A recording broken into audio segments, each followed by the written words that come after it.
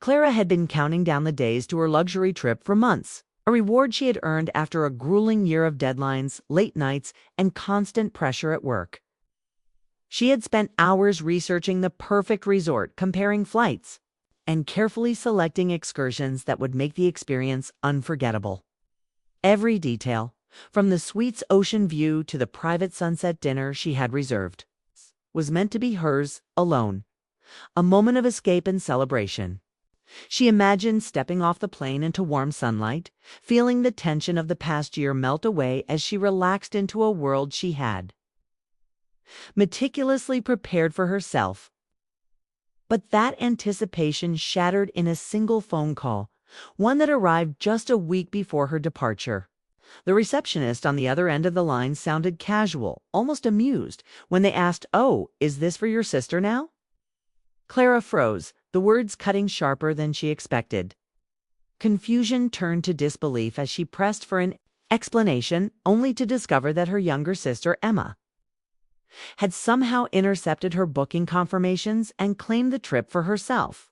It was impossible, and yet the details confirmed it. The flights had been transferred, the resort had acknowledged Emma's name, and all the carefully planned experiences were now under her sister's control.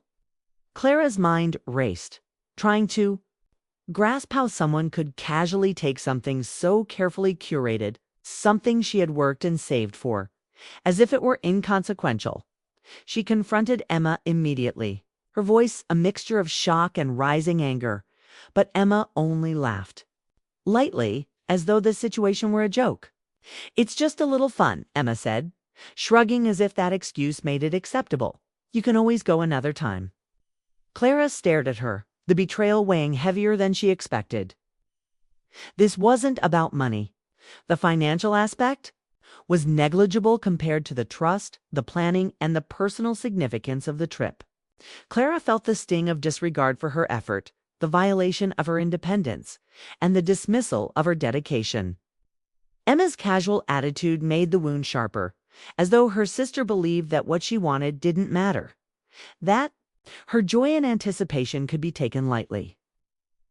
Clara's hands clenched instinctively, her chest tightening as she realized the depths of the betrayal. She had trusted her sister, shared details freely, and now everything she had prepared was gone, replaced by Emma's entitlement and disregard. The sense of injustice ignited something inside her, a quiet, simmering fire that demanded attention and action. Clara spent the next hours replaying the situation in her mind, trying to decide how to respond. She could feel anger boiling under the surface, but she also recognized the need for control. Reacting impulsively might give Emma the satisfaction of seeing her upset, which would feel hollow. Instead, Clara focused on the practical reality. The trip was hers financially, emotionally, and morally, and there were ways to reclaim her sense of agency without simply shouting or confronting in a way that would feed into the chaos. She began to consider her options carefully, weighing consequences, timing, and impact. She could cancel the trip entirely, remove her sister from the opportunity to enjoy what wasn't hers, and ensure that the betrayal did not go unaddressed. Alternatively, she could reschedule and risk allowing Emma to think she had gotten away. With the theft of her plans, each choice carried weight, shaping not only how justice would be delivered, but also how Clara would feel in the aftermath. Her mind returned to the excitement she had felt when booking the trip, the careful research, the long hours spent saving and organizing, the sense of reward she had promised herself. That sense of anticipation now mingled with frustration and determination. Clara recognized that this was not a moment to act blindly. It was a moment to assert her boundaries, protect what was rightfully hers, and reclaim control over her own plans. She reviewed every confirmation, every policy, and every payment she had made, mentally mapping out how she could act in a way that was precise, effective, and satisfying. The betrayal had been a shock, but it also offered clarity. Emma's casual disregard for her effort had created an opportunity for measured action. a chance to restore balance without losing her composure. By the end of the day, Clara felt the quiet, steady growth of resolve. The sting of betrayal remained, but it had transformed into purpose. She knew that impulsive anger would not deliver satisfaction. Only a well-planned, deliberate response would provide this sense of justice she craved. Clara began drafting her strategy, noting each detail that could be leveraged, each opportunity to regain control. Her mind was sharp, precise, and focused, channeling the hurt into clarity rather than chaos. The anticipation she had felt for the trip now fueled her resolve to act decisively. The stage was set. The fire of betrayal had been acknowledged, and Clara was ready to plan a response that would ensure she reclaimed what was hers. Not through confrontation or spectacle, but through quiet, deliberate action that spoke louder than words ever could. The luxury trip might have been taken from her momentarily, but Clara's sense of control, determination, and calculated patience had already begun the process of restoring balance, proving that even betrayal could be met with precision, clarity, and empowerment. Clara spent the next few days fully immersed in planning her response, turning her initial shock and anger into a sharp, focused strategy. She reviewed every email, every confirmation, and every payment she had made, making sure she understood the exact status of the bookings and the cancellation policies. She discovered that while most of the reservations were technically in Emma's name now, there were still ways to reclaim control, to act decisively without raising suspicion or alerting her sister prematurely. Each piece of information became a tool, and Clara treated the planning like a puzzle that had to be solved perfectly.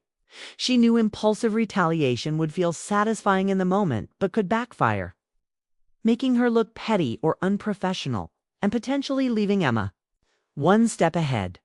Patience was her new ally, precision her weapon, and she embraced the sense of control that planning gave her. Feeling the fire of betrayal transform into calm, measured resolve. Every evening, Clara would sit at her desk with a cup of coffee, outlining the steps she needed to take, visualizing each stage of the execution.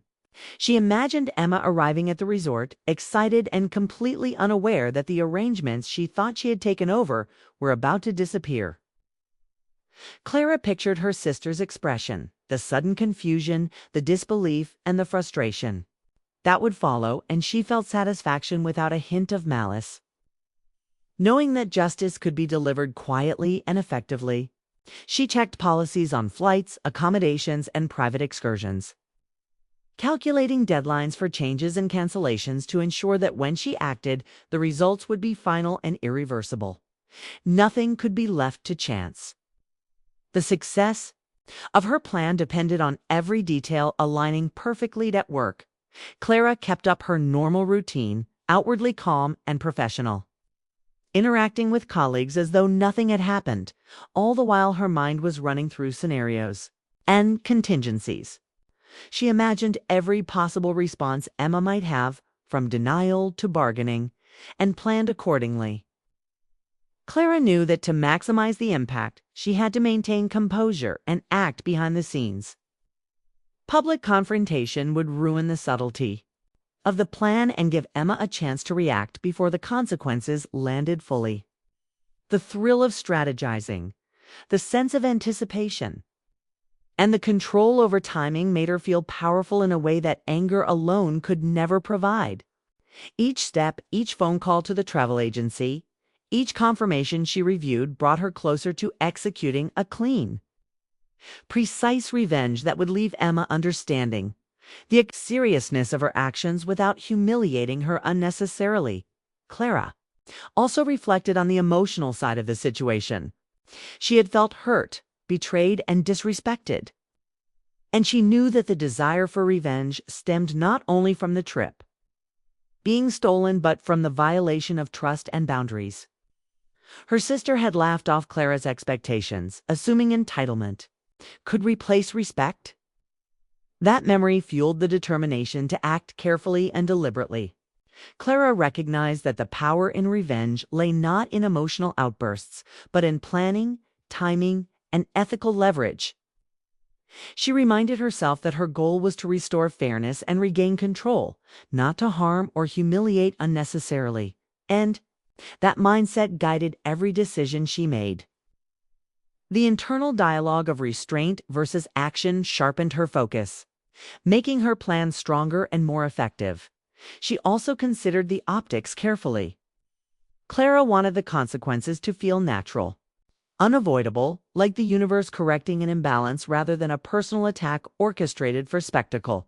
She realized that indirect action would maximize impact, leaving Emma to face the results of her choices without Clara needing to be visibly confrontational.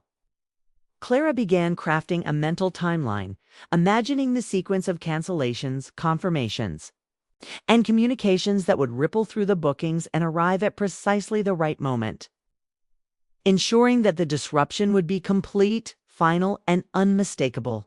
Each imagined reaction of her sister reinforced the strategy, sharpening Clara's sense of satisfaction without letting cruelty take root. By the end of the week, Clara had a complete, airtight plan. Every booking had been verified, every cancellation pathway understood, every potential loophole accounted for. She felt a quiet confidence, a calm anticipation, and the steady sense that she had transformed betrayal into opportunity. The fire of anger had become the focus of deliberate action, and in that focused energy, Clara found empowerment. She understood. Now that the most effective revenge wasn't dramatic or impulsive, it was precise, patient, and calculated. Every day of preparation had brought her closer to reclaiming control. And she could see the moment of execution clearly in her mind, the day she would press the final confirmations, canceling everything her sister had tried to claim and quietly restoring balance. The anticipation was sharp, the satisfaction already beginning to form, and Clara knew that when the moment came, it would not be fueled by malice, but by justice, clarity, and the undeniable power of planning done right. The day of execution finally arrived, and Clara woke early, a mixture of calm focus and quiet anticipation coursing through her. She reviewed every detail one last time, checking flight confirmations, resort reservations, and excursions, making sure everything was in order and that her plan could not fail.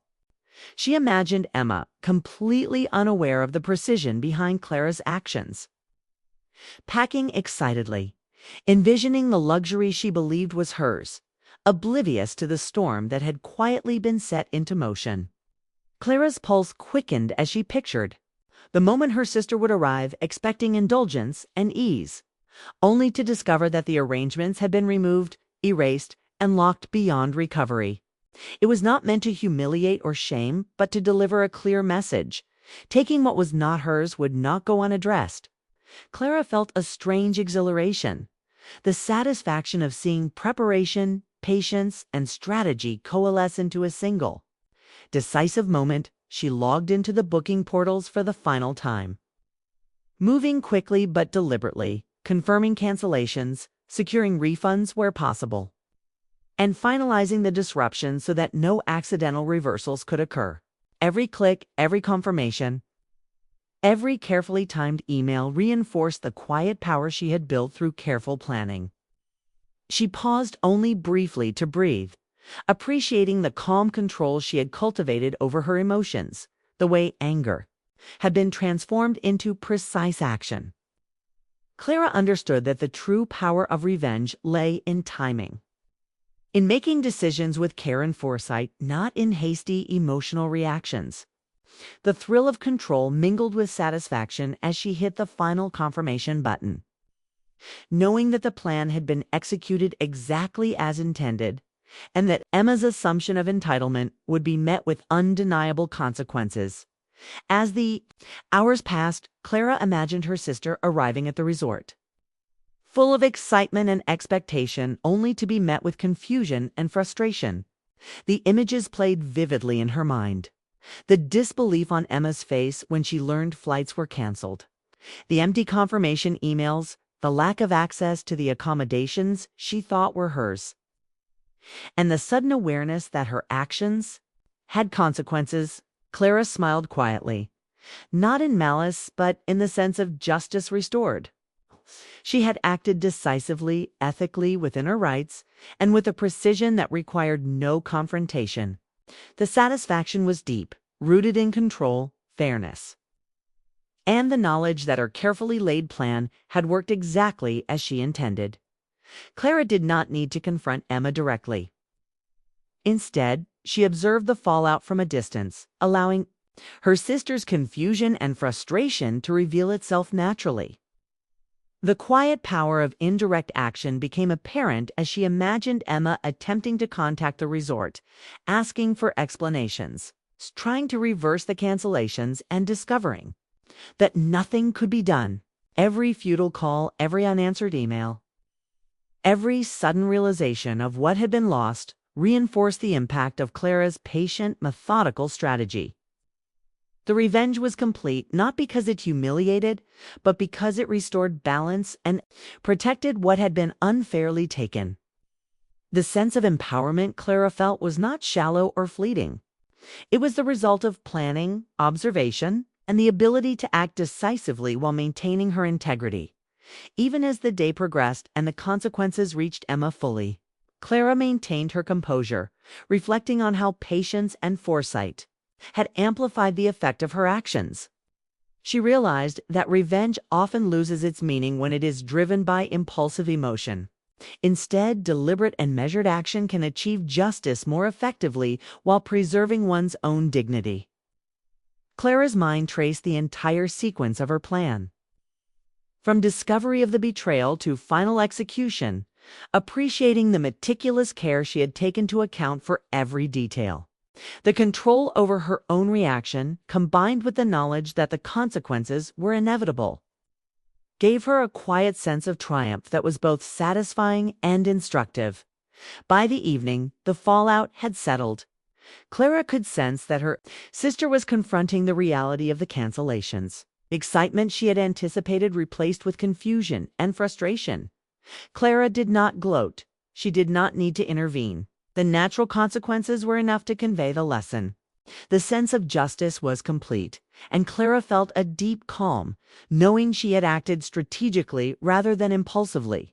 In that calm, she reflected on the power of preparation, the value of patience, and the importance of acting within one's rights while maintaining moral clarity. The act of revenge had been executed flawlessly, quietly, and ethically, leaving Clara with the satisfaction of restored control and the knowledge that the balance had been restored without unnecessary conflict. In that moment, Clara realized the deeper lesson. The most effective responses to betrayal are measured, precise, and deliberate. Quick retaliation may bring temporary satisfaction, but strategic action produces lasting results. Her sister's assumptions of entitlement had been met with a quiet, powerful consequence, and Clara's integrity had remained intact. She understood that revenge, when carefully executed, could deliver justice, clarity, and closure without compromising one's own values. The satisfaction she felt was complete, rooted not in anger, but in the knowledge that she had reclaimed control over her life, her plans, and her dignity, proving that thoughtful strategy could triumph where impulsive action would have faltered. After the cancellations were confirmed and the final emails had been sent, Clara felt a wave of calm wash over her, the kind that only comes when a plan has been executed perfectly and the tension finally releases. She didn't rush to check her sister's reaction immediately. Instead, she focused on her own space, organizing her things, reflecting on the past week, and allowing herself to breathe without the weight of anticipation pressing down.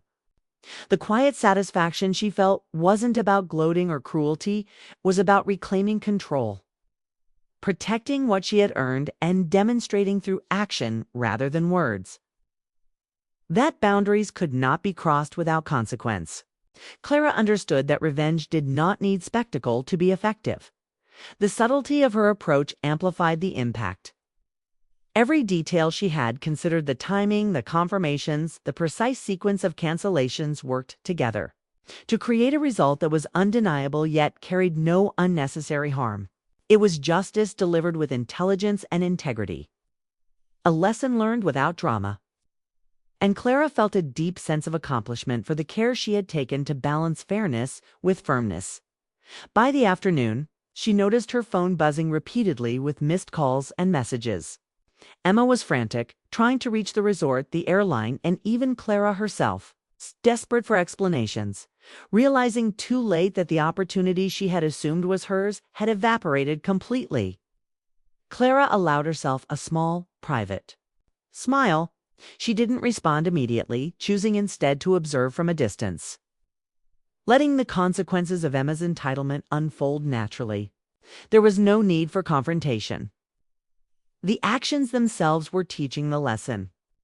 Every call Emma made, every frustrated voicemail left, every attempt to reverse what had been done reinforced Clara's sense of balance restored. She felt the quiet power of measured action more profoundly than any moment of emotional revenge could provide.